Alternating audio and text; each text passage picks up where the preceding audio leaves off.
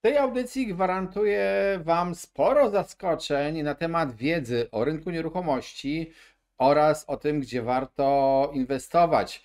Warto zastanowić się, gdzie najlepiej i najwięcej ceny rosną nieruchomości. Dlaczego miasto, które traci ludność prawie 10% w ciągu kilku ostatnich lat, daje większe wzrosty cen niż miasto, w którym 7% prawie ludności przybyło w tym okresie ostatnich 7-8 lat. Skąd te zagadki i dlaczego takie powszechne twierdzenia, że Warszawa jest szczytem rynku, kiedy tutaj widzimy, że Warszawa jest dnem, a królem jest Szczecin? O tym będzie w tej audycji. Jeżeli interesuje Ciebie rynek nieruchomości, inwestowanie, zarabianie, trendy, subskrybuj ten kanał.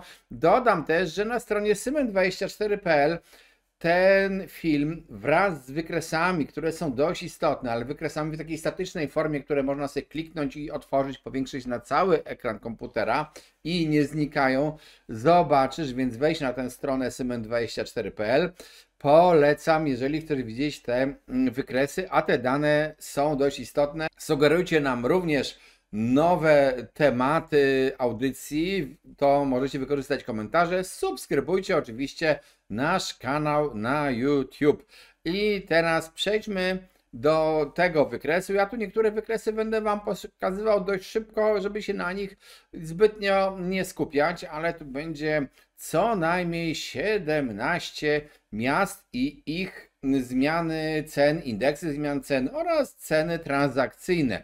Od razu na wstępie wyjaśnię, to będzie się dotyczyło większości wykresów tutaj prezentowanych. Przedstawiamy te dane na podstawie danych Narodowego Banku Polskiego, które obejmują rynek wtórny mierzony od 2006 do trzeciego kwartału 2023 i to jest indeks cen po to, żeby te miasta sprowadzić do wspólnego mianownika, a ceny w ogóle w tych miastach też pokażę, tylko że bliżej końca filmu.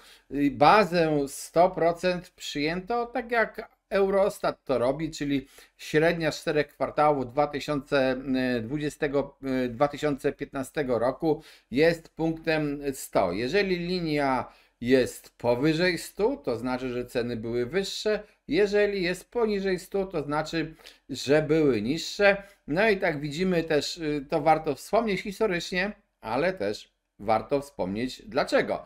Okres paniki 2006-2007 rok, kiedy zobaczycie to absolutnie we wszystkich miastach, ceny nagle gwałtownie wzrosły. Tutaj nie ma nawet z samego początku. Te wzrosty cen były nawet wyższe niż te prawie dwukrotne pokazane na tym wykresie.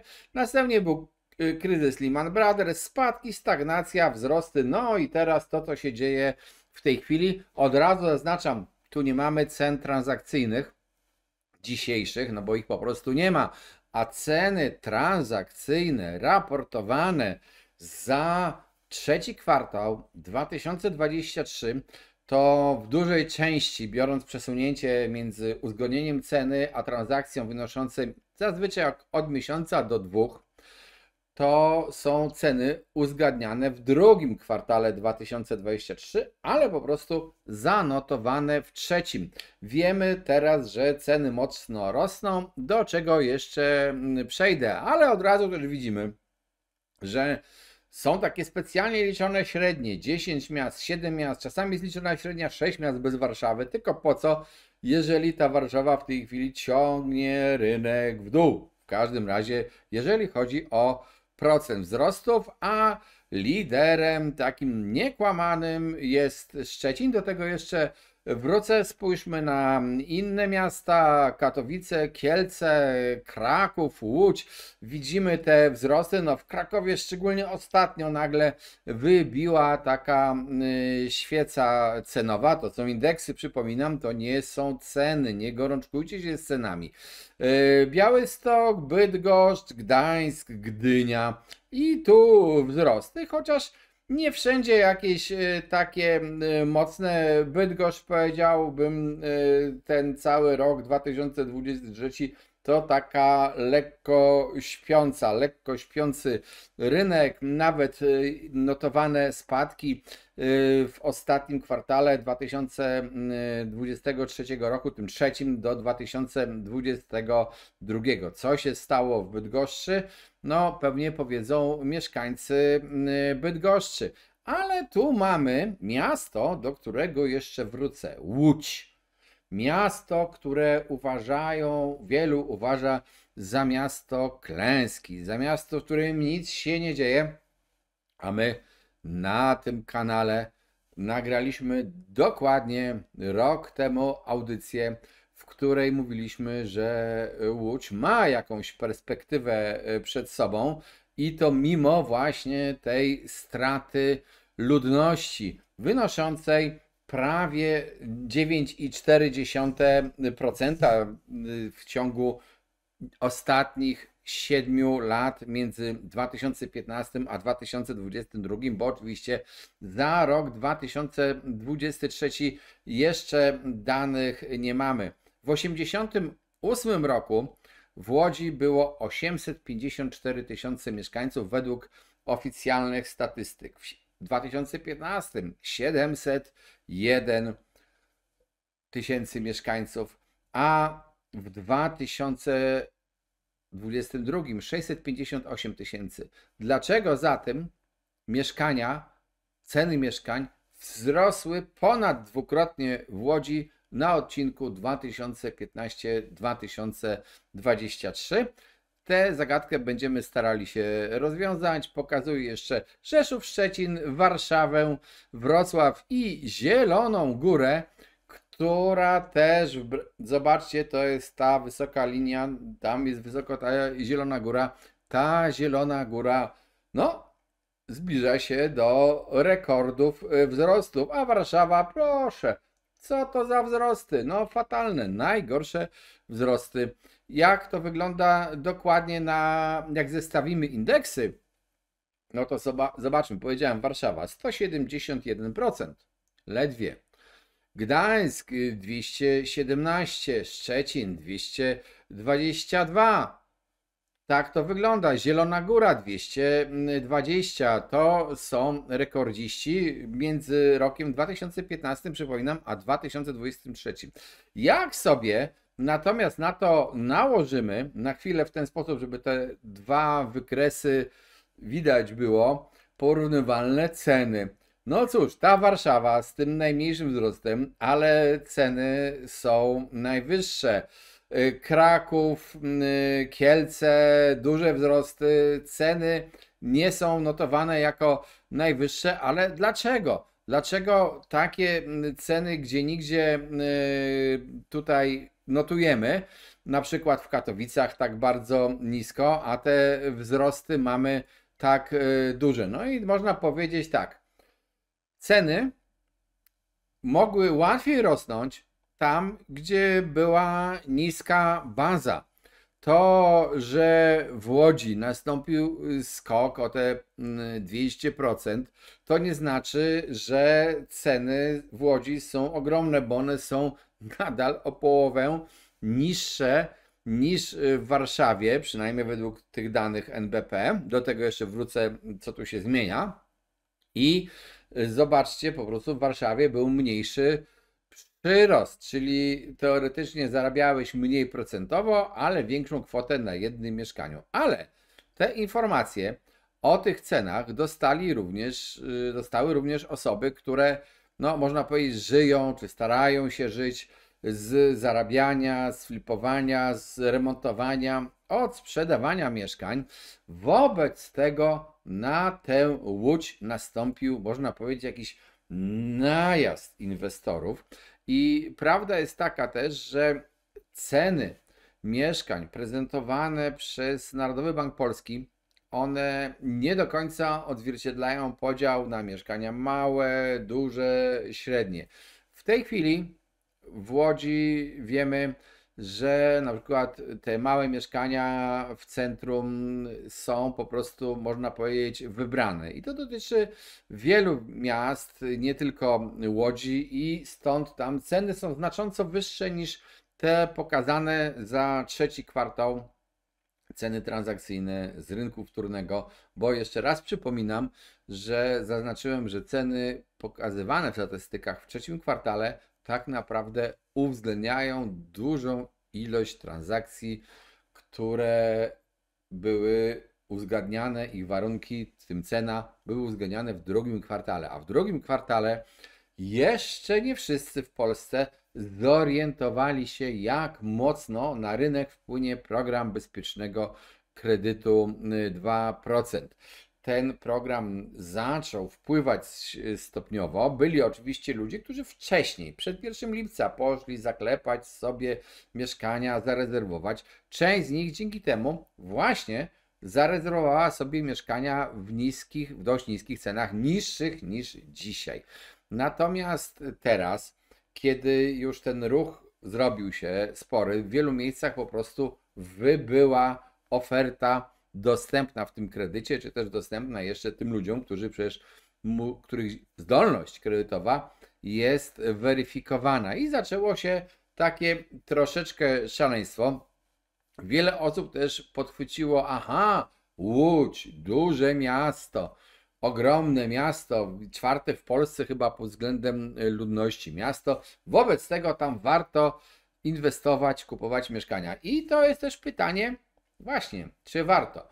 Z jednej strony mamy do czynienia z niską bazą, z wyjściem z niskiej bazy. No, ceny w listopadzie są zupełnie inne niż te, które tutaj raportuje NBP, ale na te średnie to jeszcze poczekamy.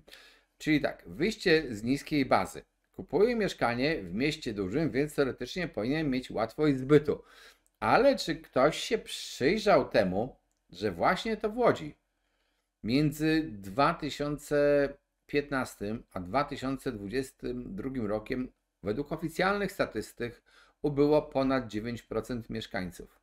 Tymczasem w tej Warszawie, która tak nie bardzo urosła, chociaż też od razu powiem, że ceny dzisiaj w niektórych peryferyjnych, czy w takich nie najlepszych lokalizacjach Warszawy, to są blisko prawie 20 000 i to jest bardzo, bardzo wysoko, ale w tym samym okresie, tych 7 lat, według oficjalnych statystyk, podkreślam, ludność Warszawy wzrosła o niecałe 7%, 6,8% mniej więcej. To jest różnica. W jednym mieście przybywa ludności, w drugim ubywa i w tym, gdzie ubywa, mieszkania drożeją mocniej procentowo. Nie mówię o cenie, mówię o procentowym przyroście wartości. Dlaczego?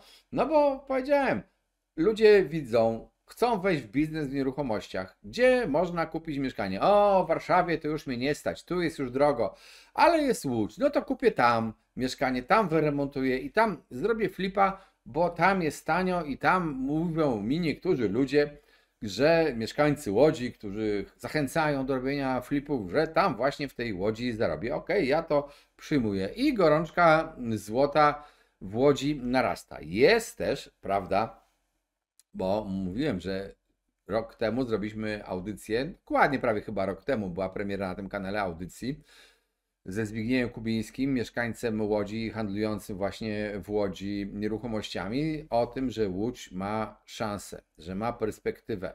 I on, ekspert, przekonywał, że tą perspektywą jest centralny port komunikacyjny. On nie powstaje w Łodzi, ale powstaje w pobliżu Łodzi. I wiadomo też, że wiele osób, które będą tam pracowały, ale nie nawet w tym samym porcie, tylko w tych wszystkich otoczeniach tego portu, magazynach, różnych firmach spedycyjnych i tak dalej, które będą powstawały w pobliżu, to te osoby mogą chcieć korzystać z Łodzi, mieszkać w Łodzi, bo to w sumie niedaleko, zwłaszcza jeżeli komunikacja będzie dobra, no i też jeżeli dobra będzie komunikacja między Łodzią a Warszawą, bo na przykład jeżeli gdzieś pracujesz w jakiejś firmie, w której musisz być raz na przykład w tygodniu w pracy, to jesteś na przykład informatykiem. To taki przykład zupełnie, ale są inne takie prace. I nie musisz bywać codziennie, to dlaczego masz mieszkać w Warszawie, jeżeli za połowę tych pieniędzy możesz kupić sobie mieszkanie w Łodzi albo nawet w dom. W Warszawie stać Cię na coś niewielkiego, a w Łodzi kupujesz dom i korzystasz z mieszkania w dużym mieście. Ale, no właśnie, tu jest takich kilka ale. No, po pierwsze, Warszawa ma też jakieś inne atrakcje, to jest jedno, ale czy centralny port komunikacyjny powstanie w tym miejscu, powstanie w tym założeniu, w tej wielkości, czy będzie rozwijał? Tego chyba na dzień dzisiejszy nie wiemy. Nowy rząd, ten, którego jeszcze nie ma, bo na razie mamy nowy, stary rząd, ale liczę na nowy rząd i on będzie musiał podjąć decyzję, co z tym CPK zrobić, a wiemy przecież, że wielu polityków z tego ugrupowania, nie wszyscy, ale wielu polityków jest dosyć niechętnie nastawionych do tej inicjatywy. Czy mają rację, czy nie mają racji, to jest w tej chwili nieważne. Dla nas ważne jest, dla rynku nieruchomości ważne jest, czy ta inwestycja faktycznie ruszy i zostanie zbudowana z takim rozmachem, jak planowano. Jeżeli tak, no to Łódź może kiedyś doczekać się nawet odwrotu. Może się wreszcie doczekać tego, że przestanie ubywać ludności, że ludność zacznie wracać do tego miasta. I wtedy faktycznie ceny mieszkań mogą rosnąć i mogą rosnąć nawet bardziej niż teraz procentowo. No bo przecież zapas, jak powiedziałem, jest. Przecież wystarczy porównać te ceny dzisiaj Łódź, Warszawa, czyli w zasadzie tam kwartał temu ceny Łódź, Warszawa, żeby odczuć tą różnicę i wtedy też będziemy rozumieli, dlaczego Łódź prześciga we swoim wzroście Warszawę. Tutaj zająłem się Łodzią, ale inne miasta można dość podobnie analizować i musi się zastanawiać, dlaczego nagle ta Zielona Góra ma taki potężny wzrost.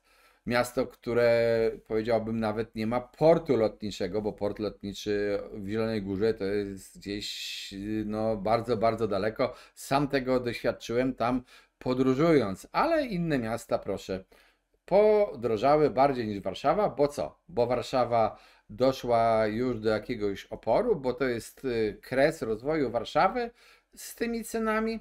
Krótko mówiąc, pożyjemy, zobaczymy. Prognozy rynku mieszkaniowego na rok 2024, no na pewno mogą być ciekawe i przedstawimy je w najbliższym czasie, w najbliższych audycjach, bo tu warto parę wariantów rozważyć. Na razie cieszmy się tymi wzrostami i jeszcze raz przypominam, subskrybujcie nasz kanał, piszcie nam w komentarzach sugestie nowych audycji. Jeżeli chcecie te wykresy, ale też inne audycje, też z wykresami w formie statycznej, sobie spokojnie oglądać, zapraszam na stronę Syment24, gdzie oprócz tego bloga o nieruchomościach jest również mnóstwo kursów o obrocie nieruchomościami dla pośredników, dla inwestorów. No i zapraszam też do naszego klubu dyskusyjnego na serwerze Discord. Niewielka społeczność, ale czasami bardzo ciekawe dyskusje. Cześć, trzymajcie się.